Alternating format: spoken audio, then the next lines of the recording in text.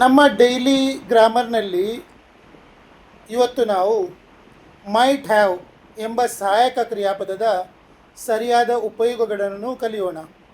Might have ಅಂದರೆ ಏನು? ಯಾವುದಾದರೂ ಒಂದು ಕೆಲಸ ಹಿಂದೆ ನಡೆದಿರಬಹುದು ಎಂದು ಊಹಿಸುವಾಗ ಅಥವಾ ನಮಗೆ ಖಚಿತವಿಲ್ಲದಿದ್ದಾಗ ಮೈಟ್ ಹ್ಯಾವ್ ಬಳಸಿ ಹೇಳುತ್ತೇವೆ. ಮೈಟ್ ಹ್ಯಾವ್ ಮತ್ತು ಮೇ ಹ್ಯಾವ್ ಸಹ ನಾನು ನಿಮಗೆ ಹೇಳಿದ್ದೆ. ಮೇ ಹ್ಯಾವ್ ಮತ್ತು might have, may have lost ಕ್ಲಾಸಲ್ಲಿ ಕಲಿಸಿದ್ದೆ. ಮೇ ಹ್ಯಾವ್ ಮತ್ತು ಮೈಟ್ ಹ್ಯಾವಿನಲ್ಲಿ ಜಾಸ್ತಿ ವ್ಯತ್ಯಾಸ ಇಲ್ಲ. ಬಟ್ ಡೌಟ್ ಇರುವಾಗ, ವರ್ತಮಾನದಲ್ಲಿ ಡೌಟ್ ಇರ್ಬೋದು ಅಥವಾ ಭೂತಕಾಲದಲ್ಲಿ ಡೌಟ್ ಇರ್ಬೋದು ಅಥವಾ ನಮಗೆ ಕನ್ಫರ್ಮ್ ಗೊತ್ತಿಲ್ಲ, ಆಗ ನಾವು ಮೇಗಿಂತ ಮೈಟ್ ಹ್ಯಾವೇ ಯೂಸ್ ಮಾಡ್ತೇವೆ. ಮೇ ಅಂದರೆ 50%, ಮೈಟ್ ಹ್ಯಾವ್ ಅಂದರೆ 5% ಅಷ್ಟೇ. ಆ ಕೆಲಸ 5% ಆಗಿರಬಹುದು ಅಥವಾ 95% ಆಗಿರಲಿಕ್ಕಿಲ್ಲ ಅನ್ನುವಾಗ ನಾವು ಮೈಟ್ ಹ್ಯಾವನ್ನು ಉಪಯೋಗಿಸ್ತೇವೆ. ಅದನ್ನು ಮೇ ಹ್ಯಾವ್ಗಿಂತ ಅಥವಾ ಮೇಗಿಂತ ಜಾಸ್ತಿ ನಾವು ಉಪಯೋಗಿಸ್ತೇವೆ. ಓಕೆ, ಸರಿ. ಈಗ ಮುಂದೆ ವಾಕ್ಯಗಳಲ್ಲಿ ನೋಡೋಣ. ಪಾಸಿಟಿವ್, ಸಕಾರಾತ್ಮಕ ಮತ್ತು ನಕಾರಾತ್ಮಕ ಎರಡೂ ವಾಕ್ಯಗಳನ್ನು ಕೊಡ್ತೇನೆ ನೋಡಿ. ಮೊದಲನೇ ವಾಕ್ಯ, ನಾವು ಬಹುಶಃ ತಪ್ಪು ಮಾಡಿರಬಹುದು.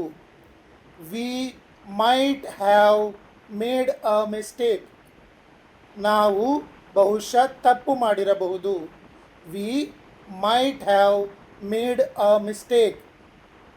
ಇದರ ನಕಾರಾತ್ಮಕ ವಾಕ್ಯ ನೋಡಿ, ನಾವು ಬಹುಶಃ ತಪ್ಪು ಮಾಡಿಲ್ಲದಿರಬಹುದು. We might not have made a mistake.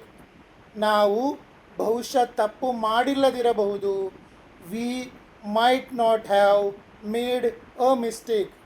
Might have made ಅಂದರೆ ಬರೀ 5% ಆಗಿರಬಹುದು, 95% ಆಗಿರುವುದಿಲ್ಲ.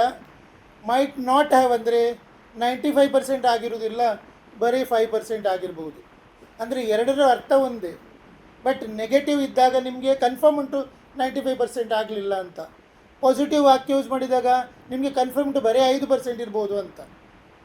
ಯಾಕಂದರೆ 95% ನೋ, ಅಥವಾ ಇಲ್ಲಿ 5% ಸರಿ, ರೈಟ್. ಸೊ ಹೀಗಿರುವಾಗ ಮೈಟ್ ಹ್ಯಾವ್ ಯೂಸ್ ಮಾಡಿ. ಡೌಟ್ಗೋಸ್ಕರ ಮೈಟ್ ಹ್ಯಾವ್ ಯೂಸ್ ಮಾಡಿ. ಎಲ್ಲಿ ನಿಮಗೆ ಡೌಟ್ ಇದೆಯೋ, ಎಲ್ಲಿ ನಿಮಗೆ ಕನ್ಫರ್ಮ್ ಇಲ್ಲೋ, ಎಲ್ಲಿ ನಿಮಗೆ ಸಂದೇಹ ಉಂಟೋ, ಎಲ್ಲಿ ನೀವು 50% ಸಹ ಶೂರ್ ಇಲ್ವೋ, ಅಲ್ಲಿ ಮೈಟ್ ಹ್ಯಾವ್ ಯೂಸ್ ಮಾಡಿ. ಮೂರನೇ ವಾಕ್ಯ, ಅವರು ಬಹುಶಃ ಮನೆಗೆ ಹೋಗಿರಬಹುದು. ನನಗೆ ಗೊತ್ತಿಲ್ಲ. They might have gone home. ಅವರು ಬಹುಶಃ ಮನೆಗೆ ಹೋಗಿರಬಹುದು, ನನಗೆ ಗೊತ್ತಿಲ್ಲ. They might have gone home. ಇದರ ನಕಾರಾತ್ಮಕ, ಅವರು ಬಹುಶಃ ಮನೆಗೆ ಹೋಗಿಲ್ಲದಿರಬಹುದು. They might not have gone home. ಅವರು ಬಹುಶಃ ಮನೆಗೆ ಹೋಗಿಲ್ಲದಿರಬಹುದು. They might not have gone home. ಅವನು ಬಹುಶಃ ನಿನಗೆ ಕರೆ ಮಾಡಿರಬಹುದು. He might have called you. ಅವನು ಬಹುಶಃ ನಿನಗೆ ಕರೆ ಮಾಡಿರಬಹುದು. He might have called you. ಅವನು ಬಹುಶಃ ನಿನಗೆ ಕರೆ ಮಾಡಿಲ್ಲದಿರಬಹುದು. He might not have called you. ಅವನು ಬಹುಶಃ ನಿನಗೆ ಕರೆ ಮಾಡಿಲ್ಲದಿರಬಹುದು. He might not have called you. ಈಗ ನಾನು ನಿಮಗೆ ಏನು ಹೇಳಬೇಕು ಅಂತ ಬಯಸ್ತೀನಿ ಅಂದರೆ, ಮೈಟ್ ಹ್ಯಾವ್ ಅಂದರೆ ಬರೀ 5% ಮಾತ್ರ ಆಗಿರಬಹುದು ಅಂತ, 95% ಆಗಿಲ್ಲ ಅಂತ. ಮೈಟ್ ನಾಟ್ ಹ್ಯಾವ್ ಅಂದರೆ 95% ಆಗಿಲ್ಲ, ಬರೀ 5% ಏನಾದರೂ ಕೆಲಸ ಆಗಿರಬಹುದು ಅಂತ. ಈ ಥರ ಮೈಟ್ ಹ್ಯಾವ್ ಮತ್ತು ಮೈಟ್ ನಾಟ್ ಹ್ಯಾವ್ ಈ ಎರಡೂ ಸಂದರ್ಭಗಳಲ್ಲಿ ಮೈಟ್ ಹ್ಯಾವನ್ನು ಪಾಸಿಟಿವ್ ಮತ್ತು ನೆಗೆಟಿವ್ ಸಂದರ್ಭಗಳಲ್ಲಿ ಉಪಯೋಗಿಸಬಹುದು. ಮೈಟ್ ಹ್ಯಾವ್ನ ಕಂಪ್ಲೀಟ್ ಅರ್ಥ ಏನು ಅಂದರೆ ಡೌಟ್, ನಮಗೆ ಸಂದೇಹ, ತುಂಬ ಸಂದೇಹ, ಇರಲಿಕ್ಕಿಲ್ಲ, ಆಗಲಿಕ್ಕಿಲ್ಲ, ಗೊತ್ತಿಲ್ಲ, ರೈಟ್. ಆಗ ಮೈಟ್ ಹ್ಯಾವನ್ನು ಯೂಸ್ ಮಾಡಿ. ನನಗೆ ಹೆಚ್ಚಿನವರು ಮೆಸೇಜ್ ಮತ್ತು ಫೋನ್ ಮಾಡಿ ಎಲ್ಲ ಕೇಳ್ತಿದ್ದಾರೆ ಅವರಿಗೆ ಕ್ಲಾಸಿಗೆ ಸೇರಬೇಕು ಅಂತ ಹೇಳಿ. ಯಾರಿಗೆಲ್ಲ ಆನ್ಲೈನ್ ಸೇರಬೇಕು ಅವರಿಗೆ ನಾನು ಕಲಿಸ್ತೇನೆ, ಇಲ್ಲ ಅಂತೆಲ್ಲ. ಬಟ್ ಏನು ಗೊತ್ತಾ, ಹೆಚ್ಚಿನವರಿಗೆ ಫೀಸ್ ಜಾಸ್ತಿ ಇದ್ದು ಮತ್ತು ಕಲೀಲೇಬೇಕಂತ ಹೇಳಿದರೆ ಯಾರೆಲ್ಲ ವಿಡಿಯೋ ನೋಡಿ ಕಲಿಬಹುದಾ ಅವರು ಕಲೀರಿ. ನಿಮಗೆ ಇದು ಫೇಸ್ಬುಕ್ ಮತ್ತು ಯೂಟ್ಯೂಬಲ್ಲಿ ವಿಡಿಯೋ ಹುಡುಕ್ಲಿಕ್ಕೆ ಕಷ್ಟ ಆದರೆ ನೋ ಪ್ರಾಬ್ಲಮ್.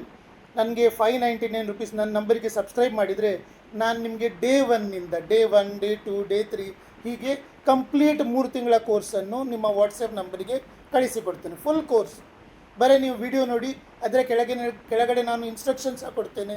ಆ ವಿಡಿಯೋ ಮತ್ತು ಇನ್ಸ್ಟ್ರಕ್ಷನ್ ನೀವು ಫಾಲೋ ಮಾಡಿದರೆ 3 ತಿಂಗಳಲ್ಲೇ ಕಂಪ್ಲೀಟ್ ಕೋರ್ಸನ್ನು ನೀವು ಕಲಿಬೋದು. ನಾನು ಎಲ್ಲ ಹಾಕ್ತೇನೆ ಇದರಲ್ಲಿ. ಇಲ್ಲಿ ಮಾತ್ರ ನಾನು ಮಿಕ್ಸ್ ವಿಡಿಯೋಗಳನ್ನು ಹಾಕ್ತೇನೆ. ಎಲ್ಲರಿಗೂ ಉಪಯೋಗ ಬರುವಂಥ ವಿಡಿಯೋಗಳನ್ನು ಫೇಸ್ಬುಕ್ ಮತ್ತು ಯೂಟ್ಯೂಬ್ ಮತ್ತು ಇನ್ಸ್ಟಾದಲ್ಲಿ ಹಾಕ್ತೇನೆ. ಇಲ್ಲಿ ನಾನು ಕೋರ್ಸ್ ಥರ ಯಾವುದು ಕೊಡಲಿಕ್ಕೆ ಬರುವುದಿಲ್ಲ, ಎಲ್ಲ ಮಿಕ್ಸ್ ಆಗಿರ್ತದೆ.